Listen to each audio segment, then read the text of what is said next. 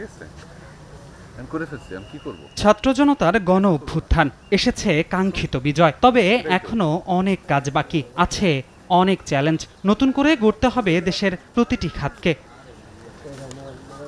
শপথ নেয়ার পরদিন অন্তর্বর্তীকালীন সরকারের উপদেষ্টারা বীর শহীদদের প্রতি শ্রদ্ধা জানান জাতীয় স্মৃতিসৌধ এবং কেন্দ্রীয় শহীদ মিনারে। এ সময় অর্থ ও পরিকল্পনা মন্ত্রণালয়ের দায়িত্ব পাওয়া উপদেষ্টা সালেহ উদ্দিন আহমেদ জানান, দেশের আইনশৃঙ্খলা পরিস্থিতি স্বাভাবিক করার পর ঢেলে সাজাতে হবে ব্যাংকিং খাতকে, স্বাভাবিক করতে হবে সাধারণ মানুষের জীবন ও জীবিকাকে।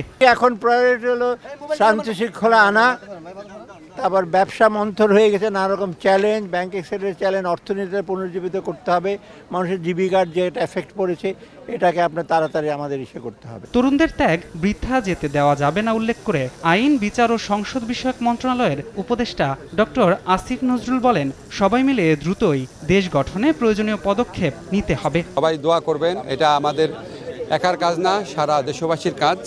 এবং আমাদের তরুণ সমাজ আমাদের জন্য যে অপূর্ব সুযোগ এনে দিয়েছে দেশ গড়ার, এই সুযোগটা যেন আমরা কাজে লাগাতে পারি। তারুণ্য ও অভিজ্ঞতার সমন্বয়ে বাংলাদেশকে নতুন করে সাজানো হবে বলে জানিয়েছেন অন্তর্বর্তীকালীন সরকারের ডাক, টেলিযোগাযোগ ও তথ্য প্রযুক্তি উপদেষ্টা নাহিদ ইসলাম। যুব ও ক্রীড়া উপদেষ্টা আসিফ মাহমুদ সজীব ভুইয়া বলেন, রাষ্ট্রীয় প্রতিষ্ঠানগুলোকে সুন্দর একটি পরিস্থিতিতে নিয়ে এসে গণতান্ত্রিক প্রক্রিয়াতেই নিয়ম মেনে ক্ষমতা হস্তান্তর করা হবে। ছাত্রদের নেতৃত্ব জনগণ কিন্তু মেনে নিয়েছে, তো সেই দিক থেকে আমরা তারুণ্য এবং অভিজ্ঞতার সংমিশ্রণে এই অন্তর্বর্তীকালীন সরকারটি গঠিত হয়েছে।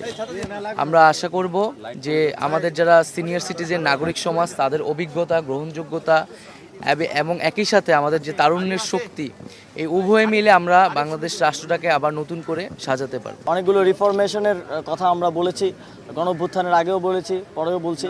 এই রিফরমেশনগুলো আমাদেরকে করতে হবে, সেটা আমরা যত দ্রুত সময়ের মধ্যে সম্ভব রিফরমেশনগুলো করে রাষ্ট্রীয় সকল প্রতিষ্ঠানকে একটি সুন্দর সুশৃঙ্খল ব্যবস্থার মধ্যে নিয়ে আসার মাধ্যমে একটি সুষ্ঠু ও নিরপেক্ষ নির্বাচন প্রদানের মাধ্যমে গণতান্ত্রিক সরকারের হাতে ক্ষমতা হস্তান্তরের মধ্যে দিয়ে আমরা এই সরকারের সময় শেষ করব।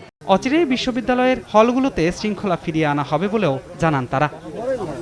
ধ্রুব ব্যানার্জি, সময় সংবাদ, ঢাকা।